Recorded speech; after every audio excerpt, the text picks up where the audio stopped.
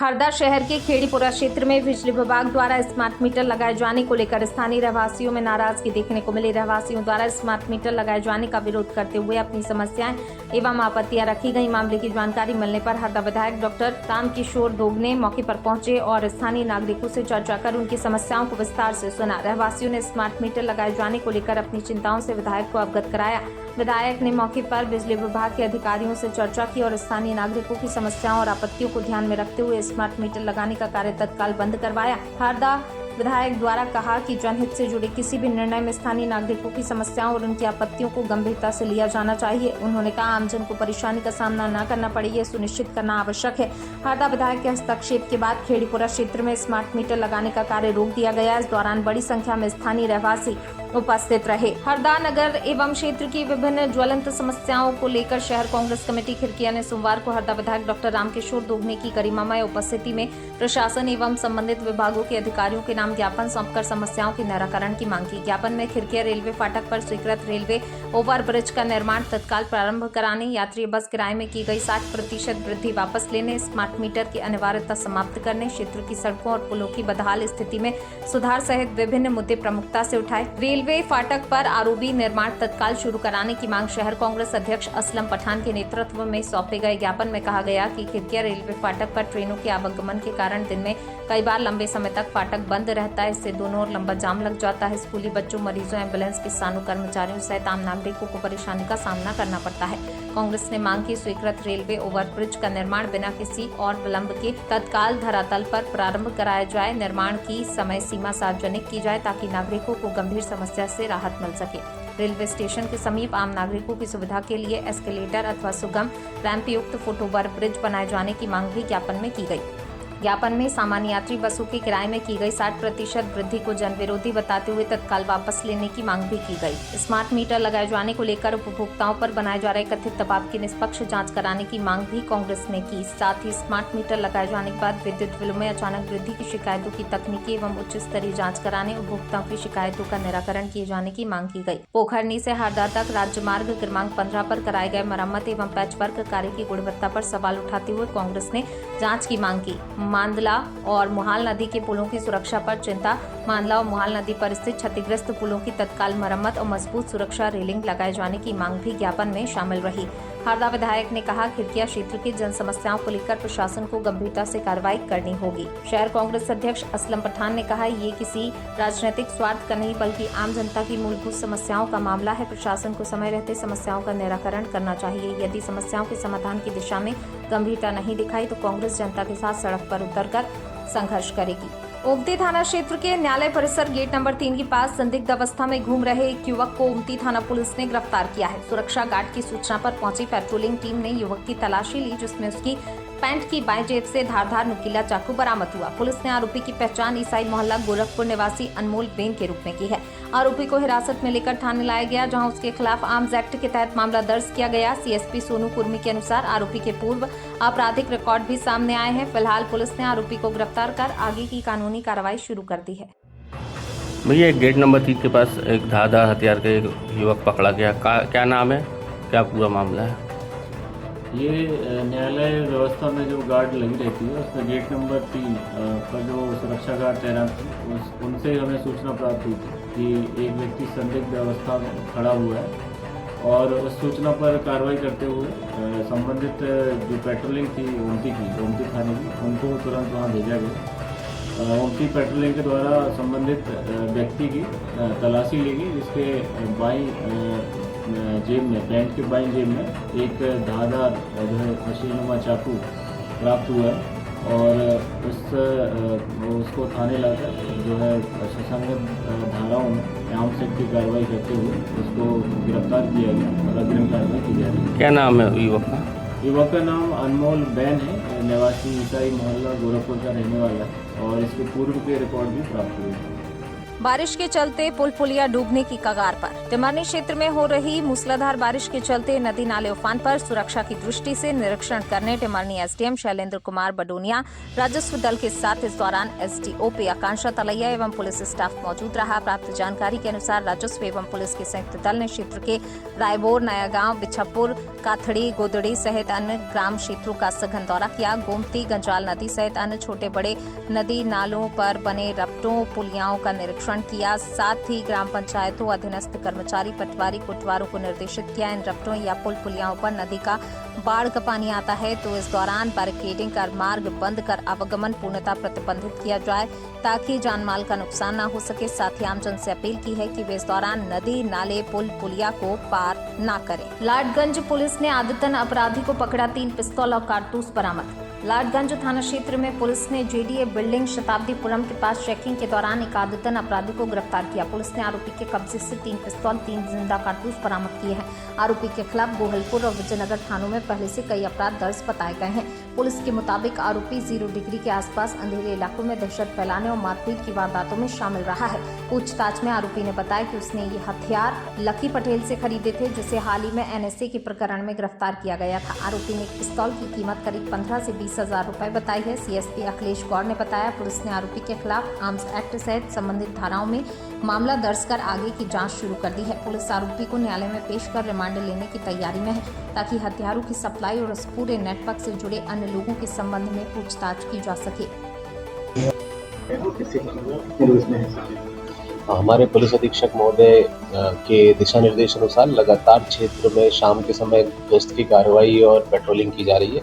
उसी के तहत कल दिनांक 9 तारीख को थाना लाडगंज को सूचना प्राप्त हुई कि जेडीए बिल्डिंग के पास में एक आदतन अपराधी कुछ हथियार लेके घूम रहा है, जिसकी सूचना पर हमारी टीम रवाना हुई और जेडीए बिल्डिंग शताब्दीपुरम के पास से हमने एक आरोपी प्रेम को गिरफ्तार किया।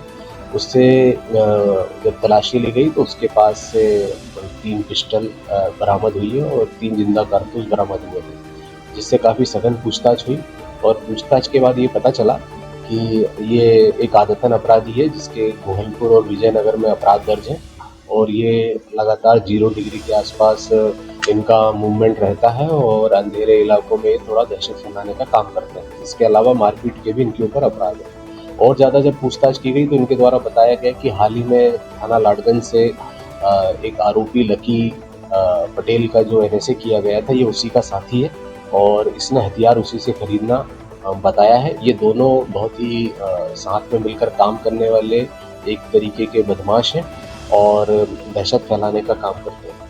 इस आधार पर इनको गिरफ्तार किया गया है और इसमें आर्म्स एक्ट के तहत कार्रवाई करते हुए संगठित अपराध की धाराएं भी शामिल की गई हैं और इनको आज माननीय न्यायालय पेश किया जा रहा है। सर, ये हथियार कहाँ से लिए थे, किससे लिए थे? आप इस पूरी चीज को इसने अभी प्रारंभिक पूछताछ में बताया कि इसको लकी पटेल ने हथियार दिलाए थे और लकी पटेल चूंकि अभी एनएसए के प्रकरण में गिरफ्तार किया गया है तो वो भी माननीय न्यायालय से इसमें हम अनुमति लेके उससे अग्रिम पूछताछ करेंगे। अभी इसके तथ्य नहीं आए हैं, लेकिन लकी पटेल से पूछताछ करने के बाद इन चीज़ों में और भी संभावनाएं जागृत दिखाई दे रही है। सर, इनके वेपन से इन्होंने कोई अंजाम दिया? अभी तक ऐसी कोई घटना का वाकया सामने नहीं आया है। यदि कहीं कोई इस प्रकार की सूचना अभी मिलती है तो फिर उसको वेरीफाई किया जाएगा। ये लगभग कितनी कीमत होगी, कितने बेचते थे? इसके बताए अनुसार लगभग इन्हें 15 से 20 हजार रुपये में एक पिस्टल की कीमत बताई है और अलग अलग क्षेत्रों में इसकी कीमत अलग अलग इनके द्वारा बताई गई है। इसके द्वारा जो पिस्टल खरीदना बताया गया है वो 15,000 से 20,000 रुपये के बीच की कीमत है। मध्य प्रदेश के सीएम डॉक्टर मोहन यादव कांवड़ यात्रा में हुए शामिल। रांची से सीएम मोहन यादव ने उठाई कांवड़, जय बम के लगाए नारे। सीएम के साथ तमाम भाजपा के जनप्रतिनिधि यात्रा में हुए शामिल। समर्थ भैया जी, सरकार का किया स्वागत। सीएम ने कहा संस्कार धानी की कांवड़ यात्रा ऐतिहासिक, कांवड़िया को पुष्प वर्षा कर सीएम ने किया स्वागत। मनीष ट्रेडर्स का भव्य शुभारंभ, एक छत के नीचे मिलेगी सैलून और सौंदर्य सामग्री। जय श्री कृष्णा फाउंडेशन के संस्थापक संजीव अग्रवाल ने फीता काट कर किया प्रतिष्ठान का उद्घाटन। सैलून एवं सौंदर्य उद्योग से जुड़ी हर जरूरत को एक ही स्थान पर उपलब्ध कराने के उद्देश्य से मनीष ट्रेडर्स का भव्य शुभारंभ हुआ। चेतगंज थाने के सामने हथुआ मार्केट आयोजित उद्घाटन समारोह में जय श्री कृष्णा फाउंडेशन के संस्थापक संजीव अग्रवाल मुख्य अतिथि रहे। उन्होंने फीता काटकर प्रतिष्ठान का उद्घाटन किया और संचालक मनीष अग्रवाल को शुभकामनाएं दी। मनीष ट्रेडर्स में सौंदर्य प्रसाधन, त्वचा की देखभाल, बालों की देखभाल, श्रृंगार सामग्री, व्यक्तिगत देखभाल के साथ सलून का फर्नीचर और व्यावसायिक उपकरण उपलब्ध कराए जा रहे हैं। मैं हूँ मनीष घर की वाइफ श्वेता। भाभी, आज उद्घाटन किया गया मनीष ट्रेडर्स का, भाभियों के लिए क्या विशेष है? देखिए, ऐसे तो हर दिन हमारे पास विशेष है आप सभी के लिए, लेकिन आज विशेष ये है कि ऐसे हम लोग जनरली जो ऑफर चलाते हैं उससे आपको हटके मिलेगा और डिफरेंट रेंज मिलेंगे। पहले हम लोग रेंज रखते थे, बट अभी हमने क्या ऐड ऑन किया है कि लोगों को कहीं और हमेशा शिकायत होती थी कि आपके पास ये है पर ये नहीं है। अब हमने क्या किया, इस नए शुभारंभ के साथ जो चीजें हमारे पास नहीं भी थी अब आपको वो और भी रेंज में अच्छी चीजों में मिलेगी। कोई भी ऐसा ब्रांड नहीं है जो आपको हमारे पास नहीं मिलेगा। जैसे भाभी होगा, किसी को कुछ मैक चाहिए तो किसी को हुडा चाहिए, कभी मैक रहता था कभी नहीं। अब क्या है, हुडा ब्यूटी चाहिए, नाच चाहिए, मैक चाहिए, तुलसी चाहिए, कुछ भी चाहिए। अब सभी भाभी के लिए हर ब्रांड है, सबकी अपनी पसंद यहाँ पर मिलेगी आपको। परिचय बताते हैं। मैं Manish Garg, owner of Manish traders का ऑनर हूँ, जो हथुआ मार्केट में स्थित है। मनीष जी, सबसे पहले आपको जन्मदिन की ढेर सारी शुभकामनाएं जीएसके परिवार के द्वारा। आज मनीष ट्रेडर्स शुभारंभ किया गया, क्या कहना चाहेंगे? देखिए, आपके शहर में जो हम लोग मोदी जी का भी एक नारा, लोकल फॉर वोकल, आप अपने शहर के बजाय शहर में रहने दीजिए।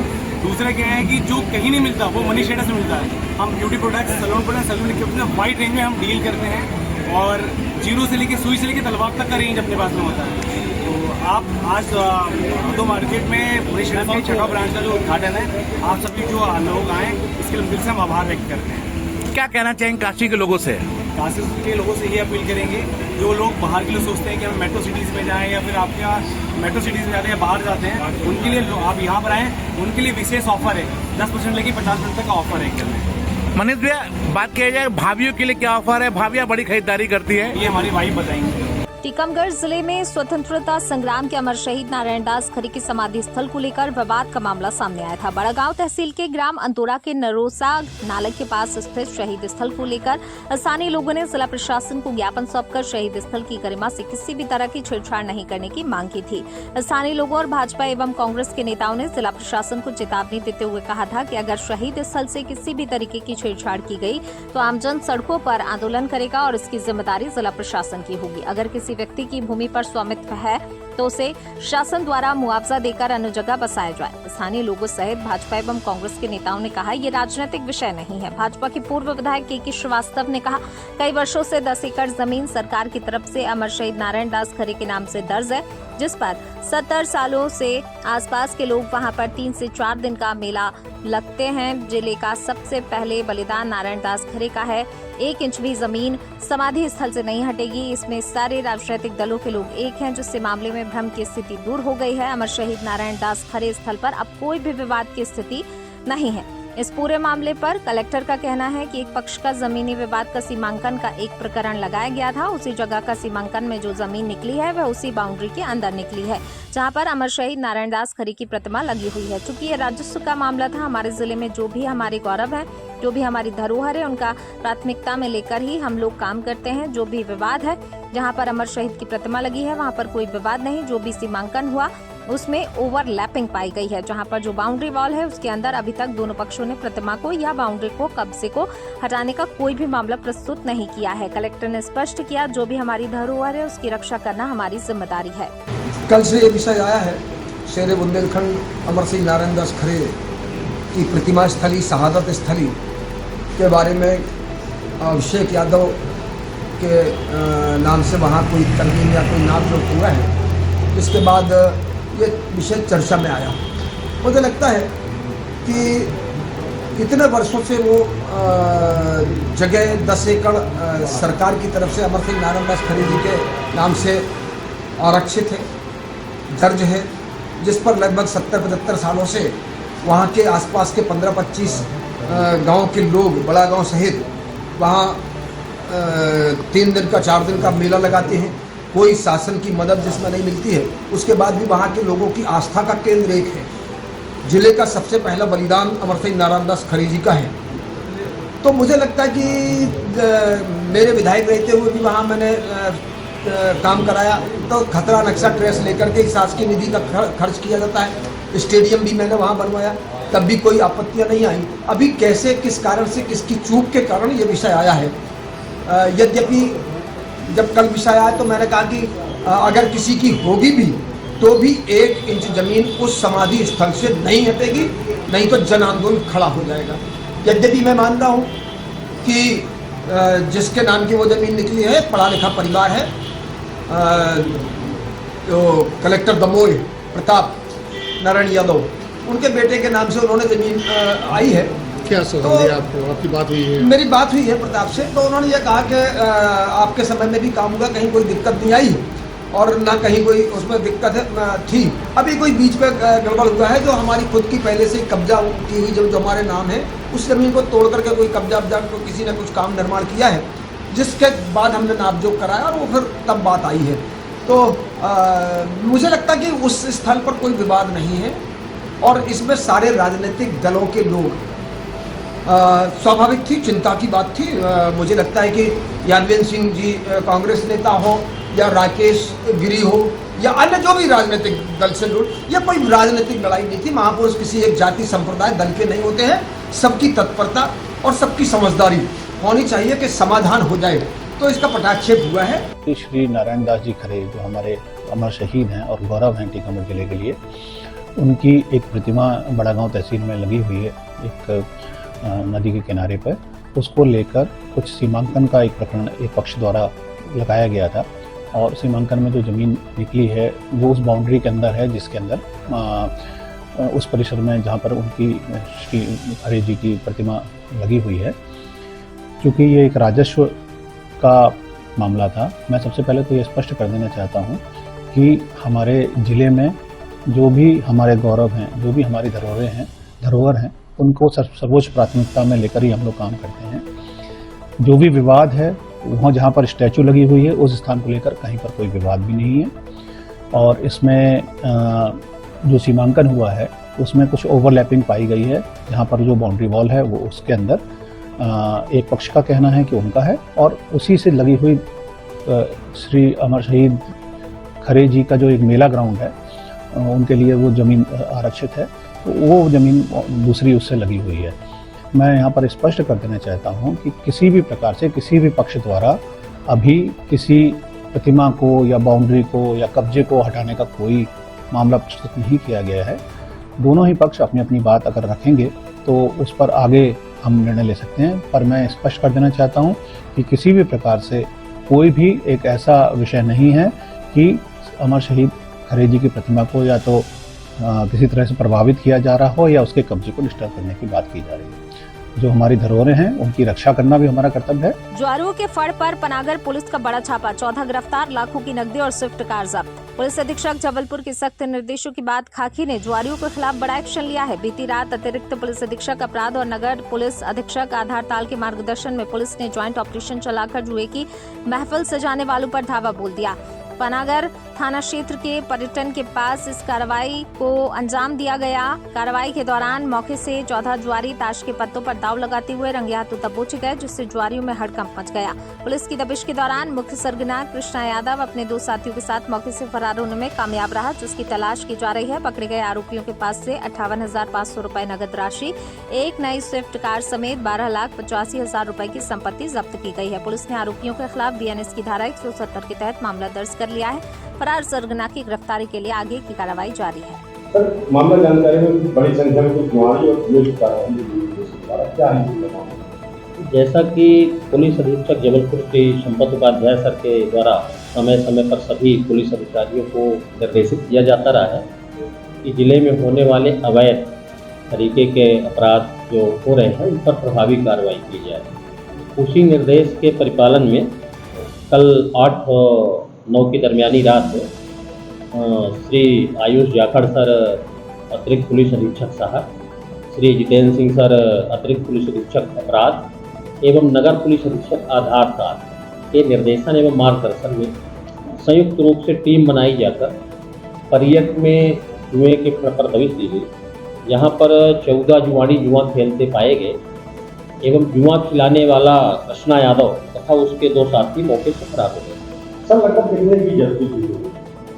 जुआड़ियों के पास से नकद 85,000 रुपये तथा 2 मौके से नई स्विफ्ट कार जब्त की गई है, जो कुल संपत्ति 12,85,000 रुपये की जब्त की गई है। सर इसमें ये जानकारी कि जुआ किसके द्वारा संचालित किया जा रहा था? जुआ के बारे में जो जानकारी प्राप्त हुई उसमें कृष्णा यादव निवासी पर्यट के द्वारा जुआड़ियों को जुआ पर संचालित कराया जा रहा था उसके द्वारा, और मौके से भागने में सफल हो गया है। सभी जुआड़ियों से विधिवत जब्ती की गई है तथा परस्पर आपस में मौके पर ही विवाद करने लगे, जिससे इन्हें बीएनएस की धारा 170 के तहत गिरफ्तार भी किया गया है। नगर सेवा दल और ग्रामीण सेवा दल के संयुक्त तत्वाधान में Gandhi Bhavan town hall Victoria के पास अगस्त क्रांति दिवस का आयोजन किया गया। इस अवसर पर सौरभ नाटी शर्मा ने बयान देते हुए बताया, 9 अगस्त 1942 के ऐतिहासिक दिन देश को अंग्रेजों की पराधीनता से मुक्त कराने के लिए कांग्रेस पार्टी के बुजुर्गों और पूर्वजों ने अंग्रेजों भारत छोड़ो और करो या मरो का नारा दिया था। उस दौर में फैली भ्रष्ट और दुश्मन व्यवस्था तथा उसकी अराजकता को समाप्त करने के लिए वे नारे और आंदोलन उभरे थे। उन्होंने वर्तमान परिस्थितियों का जिक्र करते हुए कहा कि आज भी शिक्षा का दमन, मजदूरों, किसानों, नौजवानों के अधिकारों का दमन और रक्षा सुरक्षा से जुड़ी व्यवस्थाओं का हनन हो रहा है। आज के दिन सुबह सुबह प्रभात फेरी निकालकर बापू का स्मरण किया। उनके विचारों को आत्मसात करते हुए संकल्प लिया गया कि वर्तमान समय की अराजक व्यवस्था और नौजवानों, किसानों, समाज के अंतिम पायदान पर बैठे व्यक्ति के सीमित किए जा रहे अधिकारों के खिलाफ मजबूती से संघर्ष किया जाएगा। देश में मौजूद आर्थिक और सामाजिक असमानता को दूर करने के उद्देश्य से वहां एक संगोष्ठी का आयोजन किया गया, जिसमें कांग्रेस परिवार के तमाम सदस्य मौजूद रहे। देखिए, आज नगर सेवा दल एवं ग्रामीण सेवा दल के संयुक्त तत्वाधान में आज अगस्त क्रांति दिवस का हम लोगों ने आयोजन किया है। 1942 9 अगस्त के दिन इस देश को अंग्रेजों की पराधीनता से आज़ादी दिलाने के लिए कांग्रेस पार्टी के जो हमारे बुजुर्ग थे, जो हमारे पुरखे थे, उनने एक नारा दिया था, अंग्रेजों भारत छोड़ो, करो या मरो।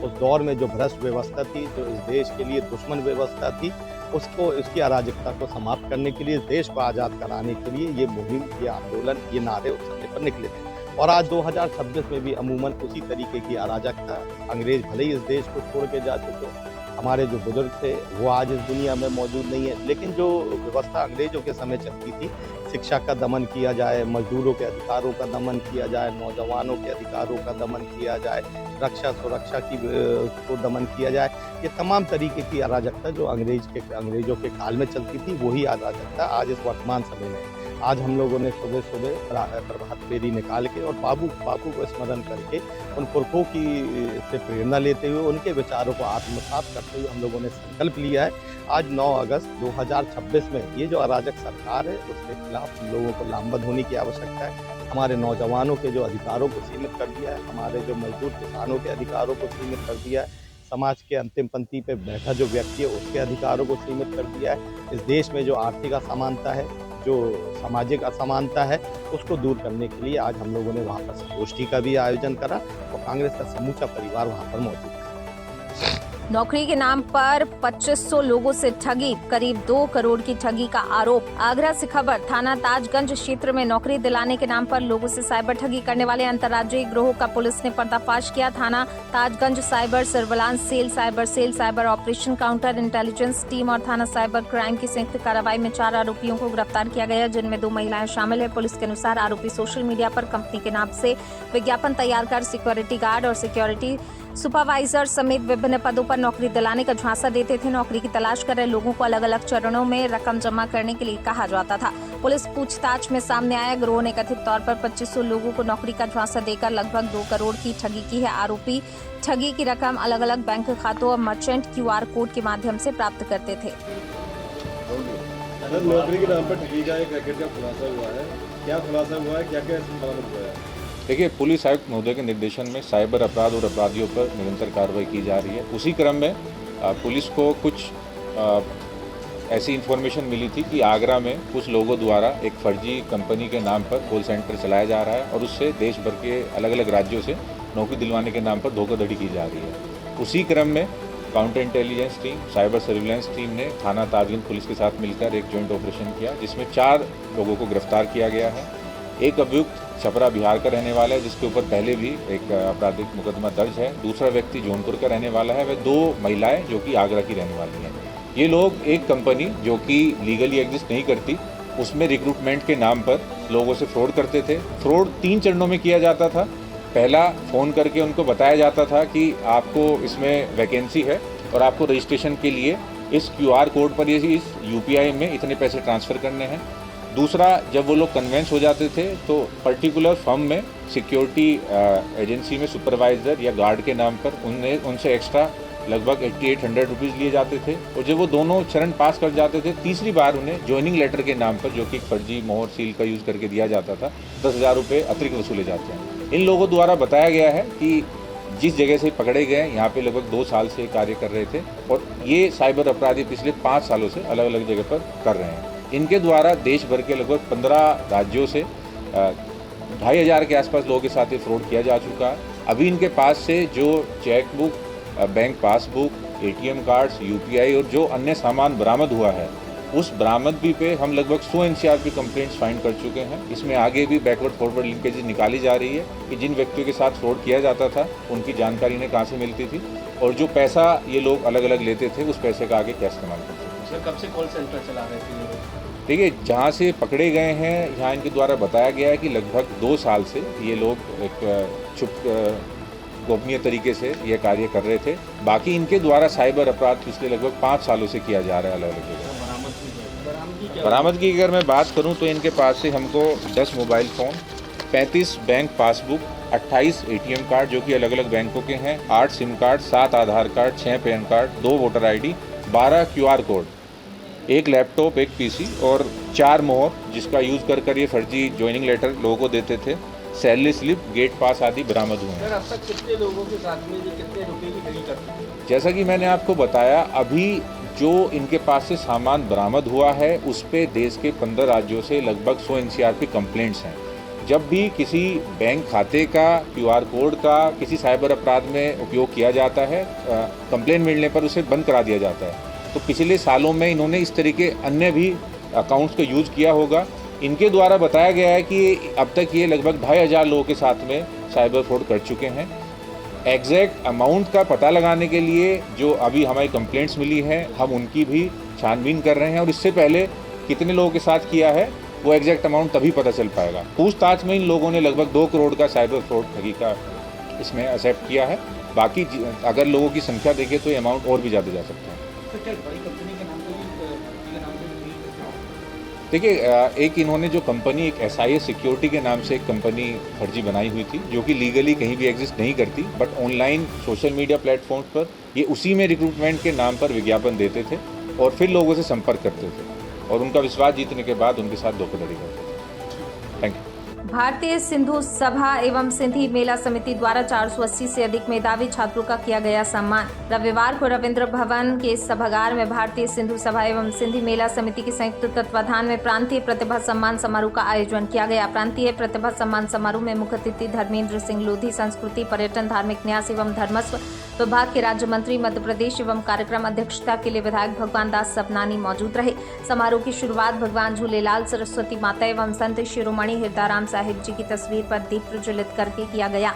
इस अवसर पर गुलाब ठाकुर एवं माननीय दरियानी ने स्वागत भाषण देते हुए मंत्री जी को पुष्प भेंट कर उनका भव्य स्वागत किया। इस अवसर पर मंत्री धर्मेंद्र सिंह लोधी, भगवान दास सबनानी, श्रीमती कला मोहन जी, राजगढ़ जिला के पुलिस अधीक्षक अमित तुलानी, कमल तलरेजा, DRM जबलपुर, सिंधी साहित्य के निर्देशक राजकुमार वाधवानी ने 10वीं 12वीं कॉलेज की डिग्री एवं प्रदेश स्तर पर गतिविधियों में उपलब्धियां, मेडल पाने वाले 480 से अधिक प्रतिभावान बच्चों को मोमेंटो और प्रशस्ति पत्र देकर सम्मानित किया। इस अवसर पर मंत्री ने उपस्थित बच्चों को शुभकामनाएं देते हुए कहा कि विद्यार्थी के लिए परिस्थितियां चाहे कैसी भी हों, कड़ी मेहनत, लगन, लक्ष्य को पाने की जिद से सफलता हासिल की जा सकती है। छात्रों को मिलने वाला ये सम्मान और प्रमाण पत्र छात्रों को हर दिन अपने लक्ष्य को पाने के लिए प्रेरित करेगा। साथ ही कार्यक्रम की अध्यक्षता कर रहे विधायक भगवान दास सबनानी, इस अवसर पर विधायक सबनानी ने सभागृह में उपस्थित बच्चों और उनके अभिभावकों को संबोधित करते हुए कहा, भारतीय सिंधु सभा एवं सिंधी मेला समिति द्वारा आयोजित प्रांतीय प्रतिभा सम्मान अपने आप में समाज को गौरवान्वित करने का अवसर प्रदान करता है। ऐसे आयोजनों से दुनिया में समाज की नई पहचान स्थापित होती है।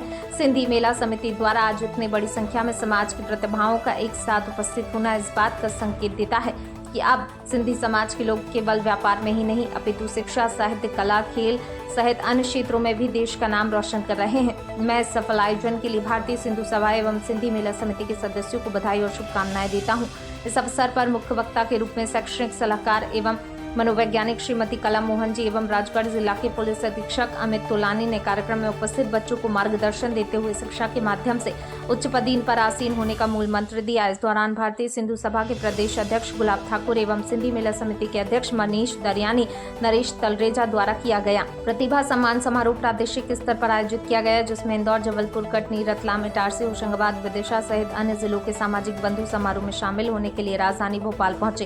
इस अवसर पर प्रमुख रूप से महेश थारवानी, KL दलवानी, ठाकुर पंचवानी, मनोहर ममतानी, किशोर तनवानी, मोहित शेवानी, हरी रोहरा, सीमा सबनानी, शकुन देवरखियानी, मीना भागचंदानी, भावना लालवानी, किरण वाधवानी, रितिका बालानी, सिया आसुदानी, दीपा सी सबनानी, पूजा भाटिया सहित अन्य लोग बड़ी संख्या में मौजूद रहे। कार्यक्रम का मंच संचालन अनीता लाला भावना जगवानी द्वारा किया गया। क्या आप समाज को कोई गाइडेंस या निर्देशित करेंगे कि कम से कम उनकी सहायता के लिए एक और कोई पैरेलल कार्यक्रम चलाएं? से वो सहायता के लिए सरकार की एक योजना बनी हुई है, उसके अंतर्गत सहायता होती है और हमारे माननीय विधायक भी हैं, जो निरंतर सहायता करती हैं और उनका ये विजन भी रहता है कि हमेशा समाज के लोगों के अलावा और भी दिक्कत परेशानी में लोगों की सहायता की जाए और सरकार समय पर बच्चों की सहायता करती रहती है और सहायता जो सक्षम लोग हैं उनको जरूर सहायता करनी चाहिए, जो गरीब हैं उनकी सहायता जरूर होनी चाहिए। मुझे लगता है कि ये भी समाज के लोगों को आगे बढ़ाने के लिए बहुत अच्छा कदम है। सम्मान समारोह में आज पहुंचे थे आप, किस प्रकार का सिंधी समाज के प्रतिभाओं का सम्मान सिंधी मेला समिति भोपाल और भारतीय सिंधु सभा ने मिलकर के इस आयोजन को जो हर वर्ष करते हैं, लगभग 475 ऐसे बच्चे जिनके 12th में 85% और 10th में 90% आए हों, ऐसे बच्चों के पुरस्कार करने का कार्यक्रम किया। साथ ही खेल के क्षेत्र में, कला के क्षेत्र में, साहित्य के क्षेत्र में जिनकी उपलब्धि, तो मैं मानता हूं कि समाज के बच्चों को जब अपना इस सामाजिक मंच पर सम्मान होता है तो उसका उत्साह बढ़ता है कि मैं ज़्यादा कुछ कर सकूं। तो मैं ऐसे बच्चों से प्रेरणा लेकर के बाकी लोगों को भी लगता है कि हमारे बच्चे भी आएँ और बच्चे जो दूसरे अपने पेरेंट्स के साथ आते हैं उनको भी प्रेरणा मिलती। तो ये कुल मिलाकर के प्रेरणादायी कार्यक्रम होता है जिसमें प्रतिभाओं को अवसर मिलता है लेकिन अन्य के लिए संदेश जाता है। तो सब मिलकर के इस अपने समाज के नाते से अपने शहर, अपने प्रदेश की सेवा करें और देश को आगे ले जाने का काम करें। मैं सभी बच्चों को, इन होनहार प्रतिभाओं को बहुत बधाई देता हूं, बहुत शुभकामनाएं देता हूं और सिंधी मेला समिति के अध्यक्ष मनीष दरियानी जी और भारतीय सिंधु सभा के प्रदेश अध्यक्ष गुलाब ठाकुर जी को, जिन्होंने बड़ी मेहनत के साथ 475 बच्चों को यहाँ एकत्रित करना, जैसे वर्षा ऋतु में यहाँ बच्चे आएँ, पेरेंट्स आएँ और वो सम्मानित होकर के जाएंगे अपने अपने शहर में, ये बता सकेंगे कि राजधानी भोपाल में इतना गरिमामयी कार्यक्रम हुआ जिसमें हमारे माननीय मंत्री, जो हमारे धर्मस्थ और पर्यटन के मंत्री हैं, संस्कृति मंत्री हैं, उनकी उपस्थिति में कार्यक्रम संपन्न हुआ। युवा IPS अमित तोलानी जी आए, DRM कमल तलरेजा जी आए और बच्चों के लिए वास्तव में मार्गदर्शी के रूप में बहन कला निकेतन जी का मार्गदर्शन मिला। ये हमारे लिए समाज के वो धरोहर हैं जो बच्चों को प्रेरणा दे करके और आगे बढ़ाने का काम करते हैं, प्रोत्साहित करने का काम करते हैं। मैं सबको बधाई। भाई साहब, लगातार सम्मान समारोह आयोजित किया गया है। सिंधी मेला समिति का 18वां वर्ष भारतीय सिंधु सभा मध्य प्रदेश के साथ तत्वाधान में, साथ मिलकर संयुक्त तत्वाधान में हमें 18वां वर्ष जो है बच्चों के समर्पित प्रतिभावान बच्चे जो हमारे प्रदेश के हैं, सिंधी समाज के, जिनके 10वीं में, 12वीं में, ग्रेजुएशन में, PG में और अन्य क्षेत्रों में जिनका अच्छे मार्क्स आए हैं, जिनके अच्छे प्रतिभा हैं, उनका सम्मान दिया गया आज। और आज हमारे धर्मेंद्र लोधी जी मिनिस्टर जो हैं, संस्कृति मिनिस्टर, और हमारे कुछ युवा IPS अमित तोलानी जी और हमारे मुख्य वक्ता के रूप में कला मोहन जी, आज सब हमारे अतिथि के रूप में थे। कितने बच्चे सम्मानित हुए? लगभग 475 बच्चे। भैया भोपाल के थे या बाहर? मध्य प्रदेश, पूरे प्रदेश भर से बच्चे आए थे, भोपाल से और भोपाल के आसपास के और पूरे मध्य प्रदेश से सारे बच्चे, 475 बच्चे थे। तो क्या संदेश है समाज के लिए? बस जो युवा प्रतिभा है हमारे समाज के, उनको मंच देना था, उनको एक सम्मान मिलना चाहिए था, जो काफ़ी समय से हम लोग इस कार्य कर रहे हैं, जिससे हमारे बच्चों को एक रिकग्निशन मिलेगा, बच्चों को एक प्रोत्साहन मिलता है।